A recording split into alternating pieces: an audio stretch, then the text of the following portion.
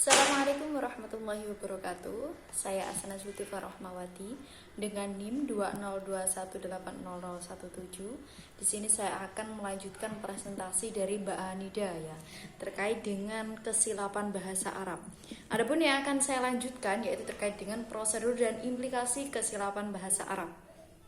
Baik, prosedur analisis kesalahan bahasa Arab. Dalam menganalisis kesalahan berbahasa, dilakukan prosedur yang harus dilakukan oleh peneliti. Corder telah mengemukakan langkah-langkah yang ditempuh dalam menganalisis kesalahan. Ada beberapa ya. Salah satunya, korpus bahasa diseleksi. Kegiatan pada tahap ini meliputi beberapa hal, yaitu menetapkan luas sampel, menentukan media data, lisan baik lisan maupun tulisan. Selanjutnya, dan menentukan kehomogenan sampel yang berkaitan dengan usia pembelajar, latar belakang bahasa pertamanya, tahap perkembangan bahasa, dan lain sebagainya. Berikutnya terkait dengan mengidentifikasi kesalahan. Identifikasi kesalahan berkaitan dengan memilih kesalahan yang dibuat oleh pembelajar dengan melihat konteks dalam wacana. Apakah kesalahan tersebut disebabkan oleh keseleo atau kesalahan yang disebabkan oleh kekurangan kompetensi? Usaha identifikasi kesalahan memang harus dilakukan karena tidak menutup kemungkinan dari segi bentuknya bahasa yang dihasilkan sesuai dengan kaidah bahasa sasaran. Akan tetapi setelah dilihat dari konteks pembicaranya, ternyata bahasa yang dihasilkan itu tidak sesuai dengan maksud sebenarnya. Kemudian yang ketiga, mengklasifikasi kesalahan. Pada tahap ini berkaitan dengan penetapan atau penentuan deskripsi gramatikal bagi setiap kesalahan, yaitu meliputi kesalahan di bidang fonologi, morfologi, sintaksis, dan semantik.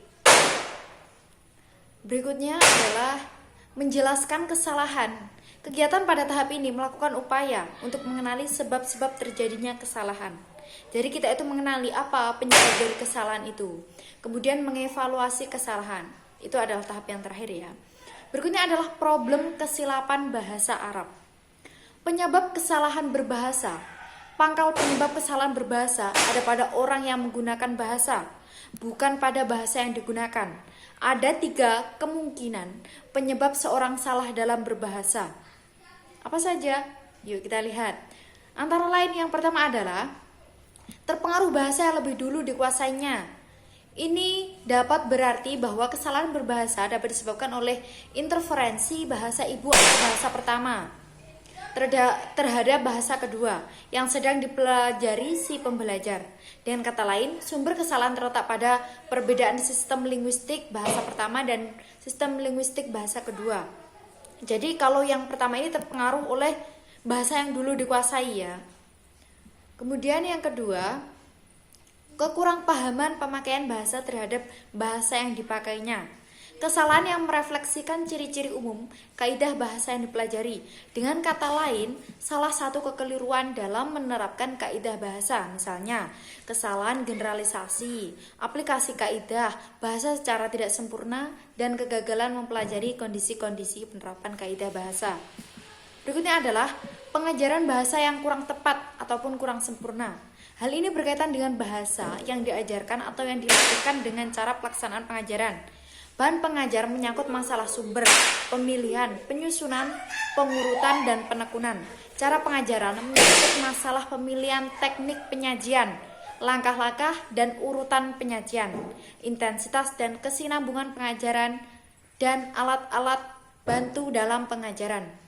Faktor ketidaktahuan atau tidak diterapkannya kaidah bahasa juga merupakan persoalan tersendiri karena ini juga disebabkan oleh berbagai macam alasan seperti tingkat kesulitan, kemudian tingkat kesulitan kaidah bahasa Arab itu sendiri ya. Kemudian ketidaksesuaian antara contoh-contoh kaidah yang diajarkan dengan kenyataan sehari-hari yang dibutuhkan. Jadi pengajarannya itu pengajaran bahasa yang kurang tepat ya. Dan cara pengajaran kaidah yang tidak efektif, misalnya kaidah diajarkan dengan cara menghafal semata. Jadi kalau kaidah itu kan harus dipraktekkan, sedangkan ini hanya diajarkan semata. Berikutnya adalah